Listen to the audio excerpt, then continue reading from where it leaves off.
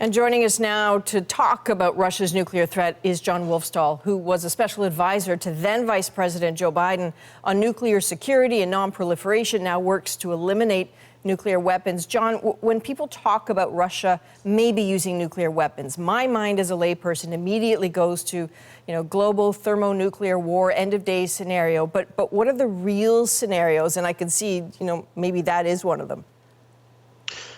I think we do have to be worried about a wide range of possible scenarios. Russia has over 5,000 nuclear weapons at its disposal. Vladimir Putin can use them basically at will. Some are battlefield weapons that are launched through artillery tubes, and some are long-range missiles that can reach 10,000 kilometers or more. And we worry about a wide range of scenarios, but most of them involve either use on the battlefield to attack Ukrainian troops or to attack Ukrainian cities that could devastate local populations in the state of Ukraine. And what would push Putin to that option, do you think? Well, so this is where it's really hard to understand exactly what's going on in the mind of your adversary. The belief is that Russia would only use nuclear weapons if the existence of the Russian state were threatened. And I think most people appreciate that in Vladimir Putin's mind, he may think of his own existence as being one and the same as the existence of the Russian state. So if he feels threatened personally, or if he feels that the Russian state is about to collapse, then he might resort to the use of nuclear weapons. But the challenge, of course, is neither Vladimir Putin or anyone in Ukraine or even the president of the United States has perfect knowledge of all of the different things going on the battlefield or strategically, and there's always the risk of a miscalculation or an accident. Assessing these calculations has been your job, and I'm wondering, we've seen a lot of changes in Ukraine over the last few days.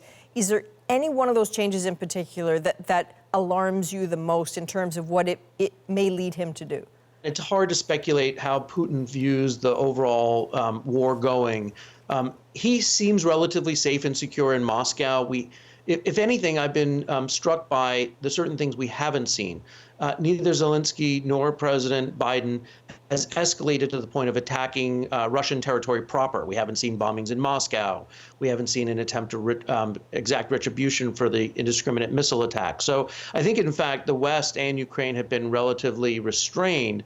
But of course, attacks in Crimea, failures on the battlefield could lead Putin to reevaluate whether or not he's winning or losing, and could lead him to escalate in a number of ways. So you talk about Joe Biden. You used to work, obviously, for then Vice President Joe Biden. These are the sorts of conversations, I presume, that you were having with him. What would you be advising him to watch for, or perhaps to do or say right now? So having worked for then Vice President, he has been involved in nuclear issues for well over 40 years. And so he's very keenly aware of the risks here. I think the real challenge is, as you've heard the president say, is we keep trying to provide Putin with off-ramps, ways for him to de-escalate, ways for him to pull back from the brink. And time again, we see him pushing forward. I worry about that scenario being compounded by some other battlefield or third-party actor who gets involved and leads things to escalate in a way that maybe neither Putin nor President Biden want or can anticipate. Okay, well, now that you're worried, I'm worried too. So thanks for that. Jon Wolfsthal, thank you very much for joining us. Sure, my pleasure.